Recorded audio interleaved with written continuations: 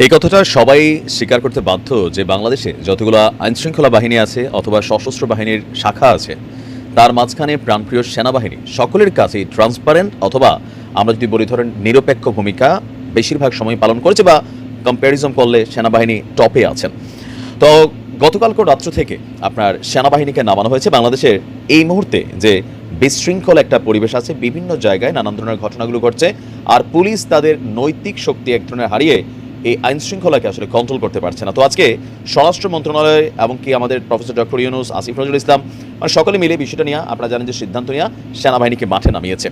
এখন এই সেনাবাহিনী মাঠে নামানোর পর বাংলাদেশ আওয়ামী লীগের পক্ষ থেকে একটা নির্দেশনা আসছে তাদের দলীয় নেতাকর্মীদের উপর। এই মুহূর্তে রাইট নাও আপনি যদি দেখেন যে সবচেয়ে বেশি ঝামেলায় পড়ছে ক্ষমতার এই পালাবদলে সেটা হচ্ছে আওয়ামী লীগ। স্থানীয়ভাবে যারা বেশিরভাগ সময় দুর্নীতি করছে, আবার অনেকে দুর্নীতি করে নাই কিন্তু শুধুমাত্র আওয়ামী লীগ করছে, এটার কারণে কিন্তু বিপদে আছে। যারা দুর্নীতি করছে তারা বিপদে পড়বে, এটাই স্বাভাবিক। তারা এগুলো ভাইবা চিন্তাই চলে যে ক্ষমতায় থাকলে ফুলের মালা, ক্ষমতায় না থাকলে রূপসা চপ্পলের ভালোবাসা, এই মেন্টালিটিতে কিন্তু তারা হাঁটে। কিন্তু যারা ভালো মানুষ, যে কোনো সময় দল করার কারণে বিএনপি হোক আওয়ামী লীগ হোক বিপদে পড়ছে, তাদের জন্য অনেকটা পজিটিভ ফিডব্যাক তৈরি করবে সেনাবাহিনী। এখন সেনাবাহিনী যাতে কোনো দলের না, আজকে সেনাবাহিনীর ঘোষণা শুনছেন যে আমাদের কাছে কোনো দলের পরিচয় নাই, আপনি বিএনপি হন, আওয়ামী লীগ হন, জামাত হন, জাতীয় পার্টি হন, হিন্দু হন, মুসলমান হন, ডাজেন্ট ফ্যাক্ট, আমাদের কাজ হচ্ছে নিরাপত্তা দেওয়া। এবার যেই নিরাপত্তাকে বিশৃঙ্খল করবে তার বিরুদ্ধে সেনাবাহিনীর সাথে সাথে অ্যাকশনে যাবে। সেনাবাহিনীর এমন ঘোষণা শোনার পর আপনার আওয়ামী লীগ তারা একটা নির্দেশনা দিয়েছে তাদের ভেরিফাইড ফেসবুক পেজ থেকে। পোস্টটিতে একটা বলা হয়েছে যে আমরা সারা দেশ থেকে খবর পেয়েছি বেশিরভাগ থানাতে আওয়ামী লীগ নেতাকর্মীদের বাড়িতে হামলা এবং লুটপাটের বিষয়ে সাধারণ ডায়েরিও নিতে চায়নি পুলিশ।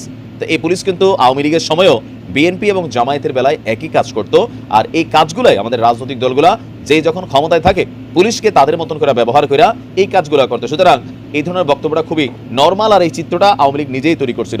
এতে বলা হয়েছে যেহেতু সেনাবাহিনীকে ম্যাজিস্ট্রেসি দেওয়া হয়েছে, মানে একটা বিশাল পাওয়ার দেওয়া হয়েছে, তাই এই অপরাধীদের থামাতে এখন সেনাবাহিনীর কাছে অভিযোগ দেওয়া ছাড়া আর কোনো বিকল্প নেই। তা মানে এখানে আওয়ামী লীগ যেটা বলছে যে আপনার এখন থেকে বাংলাদেশ আওয়ামী লীগের কোনো নেতাকর্মী অথবা কোনো সমর্থক তিনি তার ব্যবসা প্রতিষ্ঠান, বাড়িঘর যে কোনো জায়গায় যদি ব্যক্তিগতভাবে বা প্রাতিষ্ঠানিকভাবে অন্য দল দ্বারা বিএনপি অথবা জামাত অথবা লোকালি কোনো মানে কোনো সংগঠন বা সংস্থা বা কোনো ব্যক্তিবর্গের দ্বারা যদি কেউ অত্যাচারিত হয়, নির্যাতিত হয়, নিগৃহীত হয় অথবা হুমকি ভয় ফিল করে, তাহলে যেন সাথে সাথে বিষয়টা সেনাবাহিনীর সাহায্য বা সহযোগিতা নেওয়া হয়। তো এই ক্ষেত্রে সেনাবাহিনী কি সহযোগিতা করবে? শতভাগ করবে, কারণ সেনাবাহিনীর কাজটাই হচ্ছে নিরপেক্ষ থাকা।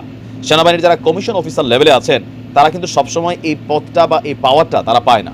তাদের কাজই হচ্ছে বেশিরভাগ সময় আমাদের ক্যান্টনমেন্টগুলোতে থাকা, বাট যখন তারা পাবলিকলি নামে তখন তারাও সর্বোচ্চ চেষ্টা করে আচার ব্যবহার দিয়া, ভালোবাসা দিয়া, ভালো কথা বলা, আর যদি দেইরামি করে তখন উল্টা লটকাইয়া, মনে করলেন যে বাঁশের কঞ্চি দিয়া চিকন চিকন আঘাত করা, অথবা দরকার লাগলে এনকাউন্টারও কিন্তু করে দিবে। কারণ সেনাবাহিনীর আরেকটা অভিযান চলছে, আপনারা জানেন সেনা পুলিশ সহ বিভিন্ন বাহিনীর যে যৌথ অভিযান চলছে। তো এই মুহূর্তে সেনাবাহিনী নামার পরে এটা সবচেয়ে বেশি অ্যাডভান্টেজ বা সুবিধা আমার মনে হচ্ছে এই মুহূর্তে আওয়ামী লীগই পাবে আর সাধারণ জনগণও পাবে। আর অন্যান্য দলের মধ্যে যারা প্রতিশোধ পরায়ণ মেন্টালিটিতে ছিল, এটা করে ফেলবো, এটা ব্যাঙ্গা ফেলবো, এটা দখল নিয়ে নেবো, বিভিন্ন জায়গায় তারা বিপদে পড়ছে। আর সবচেয়ে আরও বড় বিপদে পড়ছে যারা রাস্তাঘাটে বিভিন্ন জায়গায় চাঁদাবাজি সিন্ডিকেট চালাইতো পুলিশকে বা ট্রাফিককে ম্যানেজ করে, তারাও কিন্তু বিপদে পড়ছে। আমরা সেনাবাহিনীকে চাই নিরপেক্ষ ভূমিকা পালন করবে, এর পাশাপাশি আমাদের ভবিষ্যতে যে রাজনৈতিক সরকাররা আসবেন তারাও এটা মাথায় রাখবেন যে এই যে ধরেন ক্ষমতায় থাকলে ওই যে ফুলের মালা, সইরা গেলে রূপসা জুতার ভালোবাসা, ক্ষমতায় থাকলে যত মামলা আছে এক রাতে সরে যাবে, ক্ষমতায় থেকে সরে গেলে এক রাত্রে আবার 200 মামলা হবে, এই ট্রেন্ডটা যতক্ষণ বাংলাদেশে পরিবর্তন না হয় এখানে কোনো সরকার আইসা এই দেশে জনগণের শান্তি দিতে পারবে না। আমাদের মধ্যে কিছু মানুষ আছি যে একজন মানুষ 100 জন মানুষের নামে মিথ্যে মামলা দেওয়ার মধ্যে আমরা এক ধরনের মামলা বাণিজ্যে জড়িয়ে যাচ্ছি। এই মুহূর্তে অনেক জায়গায় এগুলো ঘটছে। তবে যারা অপরাধী, নির্যাতন করছে, জুলুম করছে, ক্ষমতার চেয়ারে বসে মনে করছে আমি তো আমি আর কে, এদের বিরুদ্ধে অবশ্যই আইনানুগ ব্যবস্থা নেওয়াটা জরুরি। তবে সাধারণ মানুষের জন্য হয়রানি না হয় এটাও খেয়াল রাখতে হবে। আশা করি সেনাবাহিনী ভালো কিছু করবে। আসসালামু আলাইকুম।